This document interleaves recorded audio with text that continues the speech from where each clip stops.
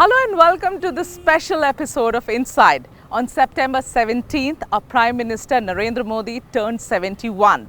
And this year, 2021, also marks his 20th year in governance, having served as Gujarat Chief Minister for more than 12 years and his 8th year currently running as the Prime Minister of this country. In this episode, we look back at what has been a very challenging year for India as we've had to deal with the second wave of COVID-19 pandemic. The key decisions that has been taken by Mr. Modi, the reforms that has been initiated by him, and also, of course, the several measures that are shaping up the remainder of NDA government. We discuss this and more.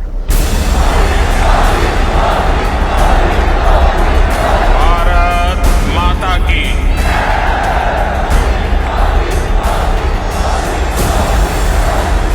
हमारे पास गंवाने के लिए एक पल भी नहीं है। यही समय है, सही समय, सबका साथ, सबका विकास, सबका विश्वास। इसी श्रद्धा के साथ हम सब जुट चुके हैं। When Prime Minister Modi turned 70 last September, India was on its way to recovering from the first wave of the COVID-19 pandemic. The worst, it seemed, was behind us, and the daily caseload began to drop significantly thereafter. At the time that the pandemic hit India in March 2020, Prime Minister Modi emphasized the importance of innovation and the need for a country like India to join the global effort to produce vaccines to fight the disease. On the 14th of April last year, in his address to the nation, he called on India's young scientists to step forward and take the lead in the creation of a vaccine. Just 5 days later, a high-level task force was constituted to oversee the development of a vaccine. साथियों, आज भारत के पास भले सीमित संसाधन हो, लेकिन मेरा भारत के युवा वैज्ञानिकों से विशेष आग्रह है कि विश्व कल्याण के लिए, मानव कल्याण के लिए मेरे नौजवान साथियों, आप आगे आए। कोरोना की वैक्सीन बनाने का मेरे देश के नौजवान, मेरे देश के वैज्ञानिक बेड़ा उठाएं। साथियों, हम धैर्य बनाकर रखेंगे, नियमों का पालन करेंगे, तो कोरोना जैसी महामारी को भी परास्त करके ही रहेंगे। In a matter of a little over 8 months at the turn of the new year, there was good news. India's first indigenous COVID-19 vaccine, Covaxin, a collaboration involving Bharat Biotech and ICMR, received emergency authorization. AstraZeneca's Covishield, produced and distributed in India by Serum Institute of India, also received emergency authorization. And on the 16th of January 2021, one of the world's biggest vaccination drives was well and truly underway in a phased manner. The drive began with health and frontline workers, then expanded to senior citizens, then those between the ages of 45 to 60, and now those between 18 to 44 are also getting vaccinated. The vaccination drive was not without its problems. India is a huge country with a massive demand, and manufacturers had to keep pace and scale up hugely. While the procurement was centralized for the first 3 phases for those between the ages of 18 to 44, a hybrid policy that allowed state governments to procure directly from manufacturers was also introduced. But there was course correction, as supply side issues had to be addressed. On the 7th of June this year, amid the second wave, Prime Minister Modi announced a change in approach. आज ये निर्णय लिया गया है कि राज्यों के पास vaccination से जुड़ा जो 25% काम था, उसकी जिम्मेदारी भी भारत सरकार उठाएगी। ये व्यवस्था आने वाले 2 सप्ताह में लागू की जाएगी। इन 2 सप्ताह में केंद्र और राज्य सरकारें मिलकर नई गाइडलाइंस के अनुसार आवश्यक तैयारी कर लेंगी। संयोग है कि 2 सप्ताह बाद 21 जून को ही अंतर्राष्ट्रीय योग दिवस भी है। 21 जून सोमवार से देश के हर राज्य में 18 वर्ष से ऊपर की उम्र के सभी नागरिकों के लिए भारत सरकार राज्यों को मुफ्त वैक्सीन मुहैया कराएगी। वैक्सीन निर्माताओं से कुल वैक्सीन उत्पादन का 75% हिस्सा भारत सरकार खुद ही खरीदकर राज्य सरकारों को मुफ्त देगी। यानी देश की किसी भी राज्य सरकार को वैक्सीन पर कुछ भी खर्च नहीं करना होगा। अब तक देश के करोड़ों लोगों को मुफ्त वैक्सीन मिली है। अब 18 वर्ष की आयु के लोग भी इसमें जुड़ जाएंगे।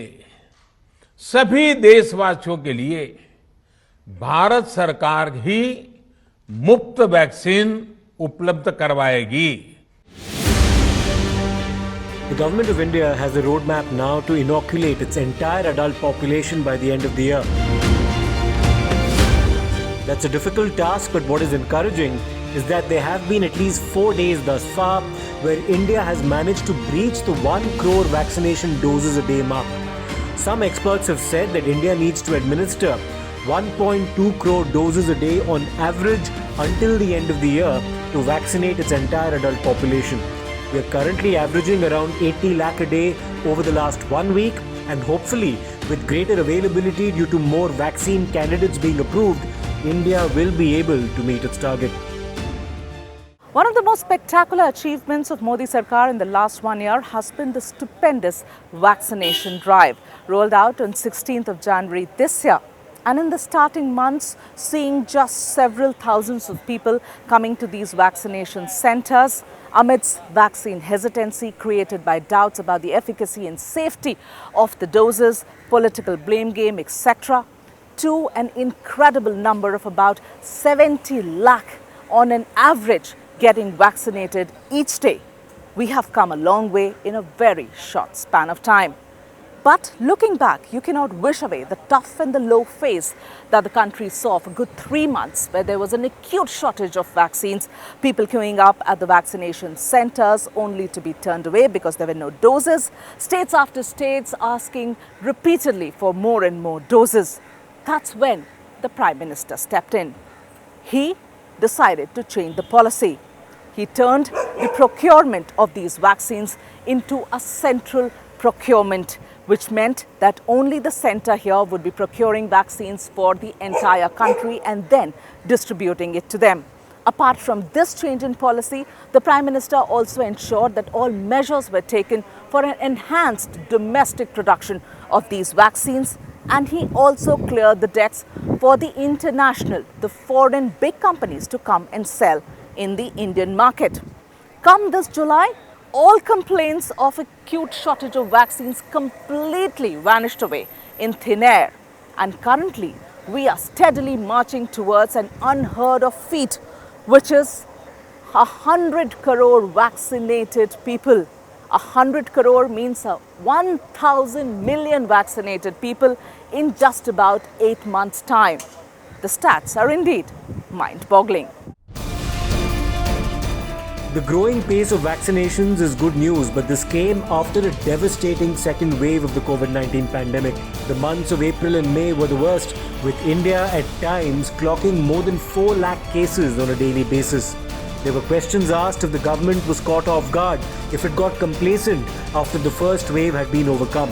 Serious contingency measures had to be taken amid an alarming death rate, lack of medical infrastructure, shortage of medicines, and the increasing trend across states of alleged discrepancy between official numbers and the mass funerals at crematoriums and burial grounds. When the going gets tough, the tough gets going, they say. And so, when India was struck with a very debilitating second wave of coronavirus pandemic this year that turned devastating for states like Maharashtra, Gujarat and New Delhi, where hundreds of people were dying on account of lack of oxygen, when there was acute shortage of life-saving drugs and there were no hospital beds, that's when Prime Minister decided on adopting a very hands-on approach in dealing with the existing situation. So, from importing these drugs from other countries, from increasing the number of medical professionals who could be assisting in the hospitals, that is by allowing students in the final years of their medical education, from bringing back retired medical professionals to these hospitals, and also lifting of these empty oxygen cryogenic tankers from countries nearby, Prime Minister got to the very basic level of planning and execution, as a result of which India saw commissioning of oxygen plants in every single district of theirs and even became self-reliant in production of these life-saving drugs. Just a very small example here. Today, India has a buffer stock of about 50 lakh tablets of remdesivir medicine, which is kept in the storage for any exigency.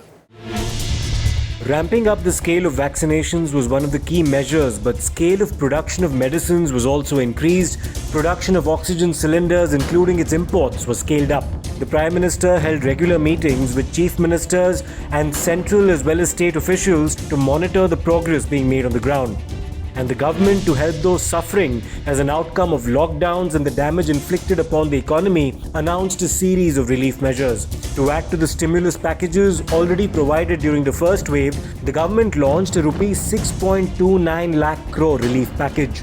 This included Rs 1.5 lakh crores for additional credit for MSMEs, almost Rs 94,000 crores for provision of free food grain to the poor, almost Rs 14,800 crores for fertilizer subsidy, among other allotments.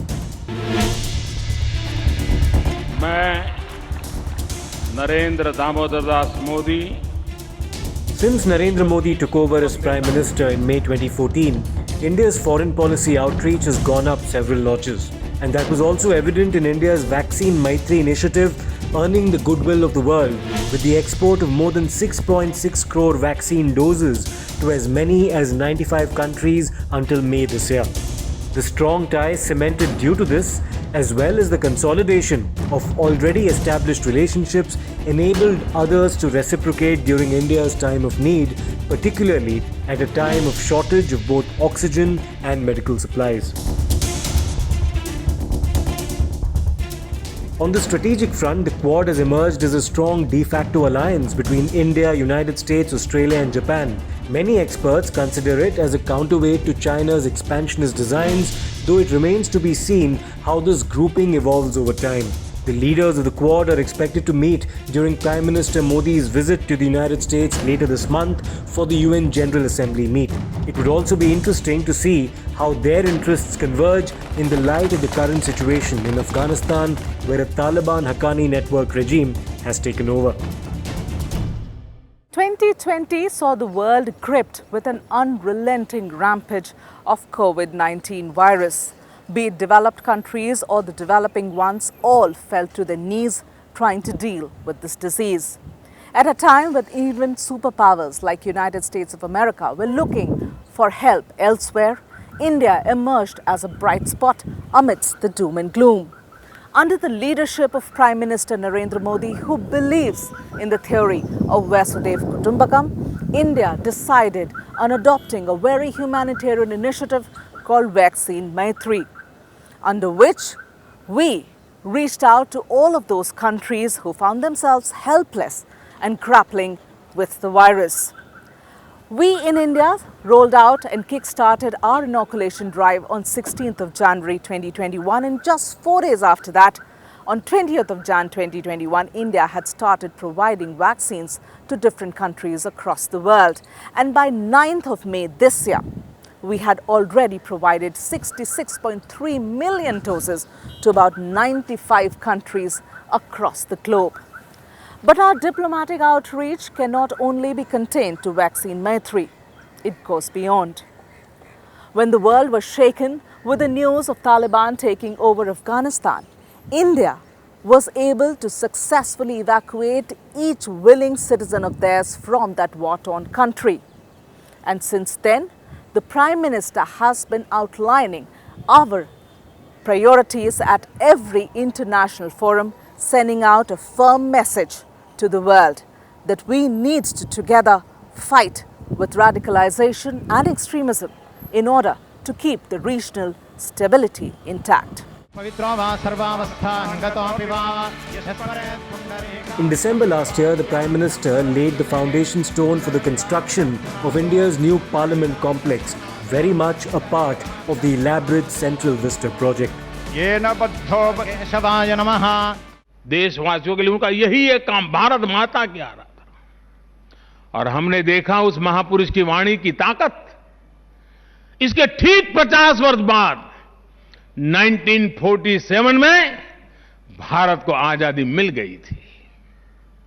आज जब संसद के नए भवन का शिलान्यास हो रहा है, तो देश को एक नए संकल्प का भी शिलान्यास करना है।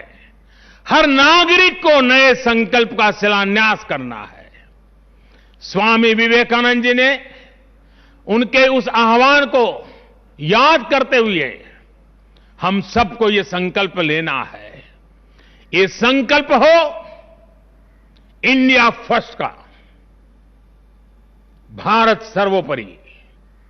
हम सिर्फ और सिर्फ भारत की उन्नति, भारत के विकास को ही अपनी आराधना बना ले। हमारा हर फैसला देश की ताकत बढ़ाए। हमारा हर निर्णय, हर फैसला एक ही तराजू में तोला जाए, और वो तराजू है देश का हित सर्वोपरि, देश का हित सबसे पहले। हमारा हर निर्णय वर्तमान और भावी पीढ़ी के हित में हो। We are the world's largest democracy, but many of the structures and institutions that today represent this great democracy of ours were built during colonial times. There is an argument in favor of an independent nation like India building its own institutions of democracy, consistent with its own culture, ethos, and heritage. After all, the institutions that currently represent Indian democracy have been used for the last 74 years. The realization of the Central Vista project will be very much part of this new vision. Those twinkling lights that you see behind me are a part of the grand and ambitious Central Vista, a project that is brainchild of the Prime Minister, as he believes that this is a reflection of the aspirations of New India. The last 1 year, when the country was battling the COVID-19 pandemic, the work at Central Vista was not halted. And even though the detractors and the political adversaries kept saying that this was an example of misplaced priorities and criminal waste by Modi Sarkar, the government went ahead with the construction work. And just this week, when the Prime Minister was inaugurating the new defence blocks, part of the Central Vista project, well, he underlined that this one construction of this grand Central Vista project will not only modernize the seat of government and bring it at par with other developed countries, but also it will do India proud for years and decades to come. The process of reform can also be a challenging one, as the Parliament's passing of the 3 farm laws aimed at liberalizing the agricultural market in India proved. The government has faced protests in Punjab, Haryana and Uttar Pradesh. The BJP, the ruling party in the country, was also defeated in the 2021 West Bengal Assembly elections, and we are gearing up for another busy election season in the states next year. This is all building up to the big one for Prime Minister Modi in 2024.